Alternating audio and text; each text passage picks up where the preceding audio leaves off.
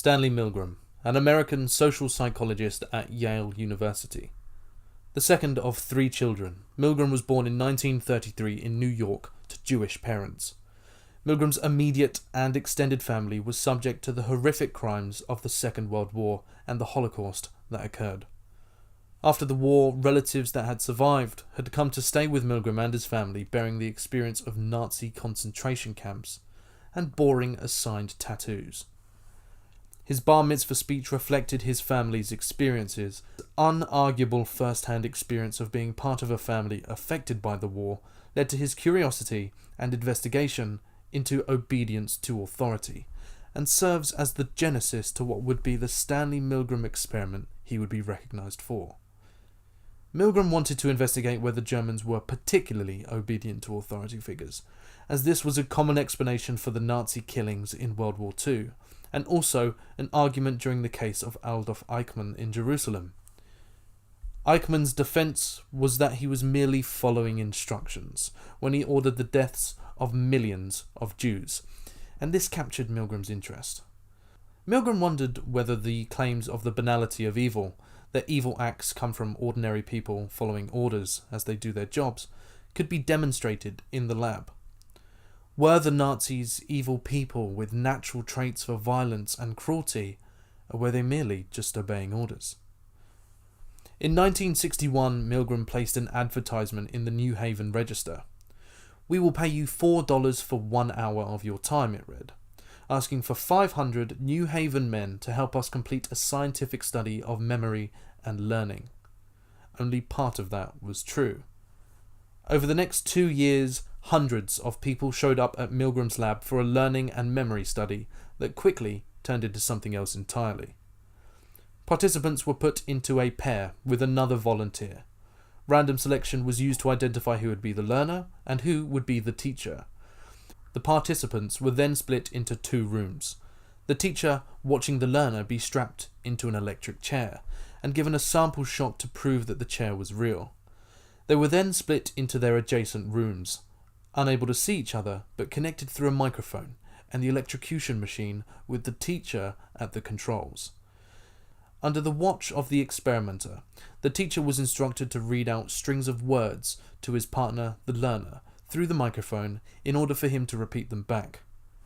The teacher is told to administer an electric shock every time the learner makes a mistake, increasing the level of shock each time. There were 30 switches on the shock generator, voltage ranging from 15 volts, labelled slight shock, to 375 volts, labelled danger severe shock, and 450 volts, simply yet purposefully marked with XXX. Should the teacher refuse to administer the next level of shock, the experimenter was told to provide prompts or orders to the teacher to continue the experiment. Much like a Nazi soldier, if they showed hesitation whilst aiming down the barrel of the gun, they would be prompted to pull the trigger. Some people, horrified at what they were being asked to do, stopped the experiment early, defying the experimenter's urging to go on. Others continuing, and dealing what they thought to be a horrific pain towards the other participant, even with the sound of disturbing responses from the learner in the other room. The experiment was fixed from the beginning. The random selection was not random at all. It would always result in the true target, the participant, becoming the teacher, as the learner was an actor. The study was not to look into the effects of memory, but of obedience to authority. The voltage the participant was actually inflicting was harmless, and the responses they heard from the room of the learner were pre-recorded. This deception was one of the controls of the study, to try and get a uniform and unbiased response, whilst also making sure no one was physically harmed in the process. Another control were the prompts that were used when a participant would contest the experiment. 4 prompts were used in order. Please continue. The experiment requires you to continue. It is absolutely essential that you continue. You have no other choice but to continue. Ethics once again brought into consideration. Participants of psychological studies should be informed to clarity that they have a right to withdraw from the study. However, these final 2 prompts especially convey they don't have that right, and it would seem the pressure participants feel would become overwhelming, and forced them to do things they otherwise wouldn't have, once again causing great stress to the participant. 165 volts. Time. Let me out! That guy's hollering in there. Continue, please. Go on.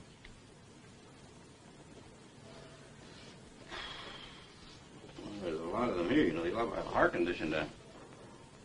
You want me to go? Just continue, please.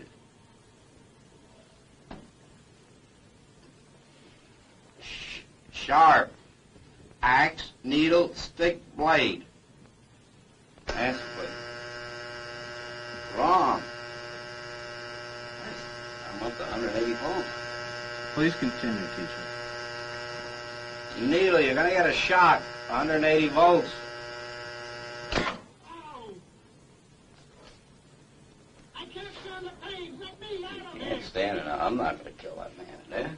You hear him hollering there? He's As I said crying. before, the shocks may be painful, but Yeah, they're not but he's in dangerous. there hollering. He can't stand it. What if something happens to him?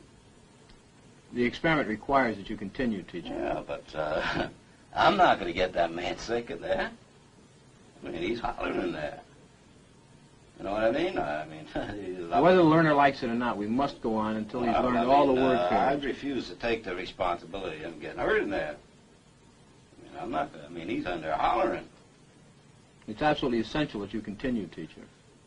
There's too many left here, and geez, he gets wrong here. There's too many of them left.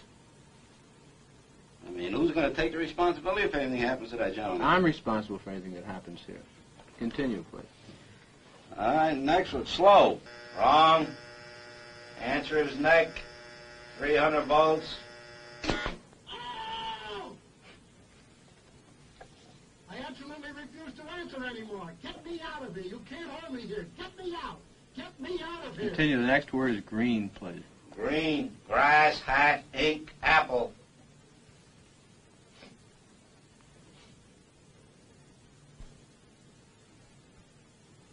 I can't go on. He won't answer. If the learner doesn't answer in a reasonable time, about 4 or 5 seconds, consider the answer wrong and follow the same procedures you have been doing for wrong answers. Say wrong, tell them the number of volts, give them the punishment, read them the correct answer. Oh, man. Continue, please. Something's happened to that man in there. Nice one, gold, dollar, necklace, moon, paint. Something's happened to that man in there. You better check in on him, sir. He won't answer you nothing. Please continue. Go on, please. You accept all the responsibility? The responsibility is mine. Correct. Please go on. Grave, woman, soldier, dog, horse. Answer is woman, 450 volts. That's it. Now continue using the last switch on the board, please. The 450 switch for each wrong answer. Continue, please. I'm not getting no answer. Please continue. The next word is white. But you think you should look in on him, please? Not once we've started the But experiment. what if something's happened to the man, had an attack or something there? The experiment requires that we continue. Go on, please. Don't the man's health mean anything? Whether the learner likes it or not, we But must... he might be dead in there. Some people can't take this shock, sir. Please I continue. don't tend to be rude, but I think you should look in on him. Whether All you got to do is look at the door. If I don't get no answer, no noise, something I think has happened to the gentleman in there, sir. We must continue. Go on, please. You're going to keep giving him, what, 450 volts every shot now? That's correct. Continue. The next word is white. White, 450 volts. Next one is short. Sentence, movie, spurt, time. All right, excuse me, teacher. We'll have to discontinue the experiment. I'd like to ask you a few questions, if I may. How do you feel, by the way? I feel all right, but I don't like what's happened to that fellow in there. He's been hollering, and we had to keep giving him shocks. I didn't like that one bit. He wanted to get out, and he just kept going, kept throwing 450 volts. I didn't like that. He wouldn't even look at on that gentleman. Well, who was actually pushing the switch? I was. But he kept insisting. I told him no, but he said, "You got to keep going." I told him it's time we stopped when we got up to 195, 210 volts. But why didn't you just stop? He wouldn't let me. I wanted to stop. Scientists had estimated initially that 1/10 of 1% of participants would administer the full spectrum of shocks. However, Milgram was horrified by the actual results of the experiment. In the remote condition version of the experiment that I described, 65% of the subjects continued to inflict shocks right up to the 450 volt level, and 100% of the subjects went to at least 300 volts. This is all despite the learner's progressively more intense screams, complaints of a weak heart at the 180 volt level, at 300 volts the learner banging on the wall, protesting to leave, which was the exit point for only 35% of participants, and at the 330 volt level, disturbing silence, conveying lack of consciousness and even death. Moreover, once participants had continued and reached 450 volts, they obeyed the experimenter's instruction to deliver more 450 volt shocks when the subject continued to fail to respond. This was not the presupposition of the outcome of the experiment, and quite truly shocked the world, if you pardon the pun. Milgram drew his own conclusion stating this: "The essence of obedience consists in the fact that a person comes to view himself as the instrument for carrying out another person's wishes, and he therefore no longer sees himself as responsible for his own actions. Once this critical shift of viewpoint has occurred in the person, all of the essential features of obedience follow. Thus, the major problem for the subject is to recapture control of his own regnant processes once he's already committed them to the purposes of the experimenter." Milgram's experiment became the subject of a host of moral and methodological critiques in the 1960s. Had the experiment happened about 10 years later, this would not have been entirely possible due to the publication of the American Psychological Association's Ethical Principles of Research with Human Subjects in 1973, and the restrictions on the use of human subjects included in the National Research Act of 1974, which effectively precluded psychologists from conducting experiments that, like Milgram's, were likely to cause serious distress to subjects. Nonetheless, can we also take the same conclusions Milgram did based on the small sample size and this one result? Multiple replications of his study show that the obedience rate does vary, some lower, but most of them typically coming in higher, such as a study reported in the 2012 European Review of Applied Psychology. J.L. Bouveau and colleagues on a French game show replicated Milgram's voice feedback condition with identical prompts, instructions, responses, and prods. Now, one might question whether a game show host has as much authenticity as a scientific experimenter, but whatever authority, they managed to elicit levels of obedience equivalent to Milgram's original experiment. In fact, somewhat higher. 81% as opposed to the original 65% reached the highest setting. It would seem that at least French nationals are as compliant today as Milgram's original subjects in the 1960s. But the main thing we can conclude is this: humans are capable of a lot worse than we think. The environment we are subject to can influence our actions and in some cases make us do things that we would not do otherwise. We can also conclude that statistically, some of the Nazis would have had the same morality that you find in yourself today. But due to the strict political environment and being enrolled into the brutal regime, their obedience to authority had its part in some of the greatest atrocities the world has ever seen, and that maybe, without you knowing it, you are capable of the same.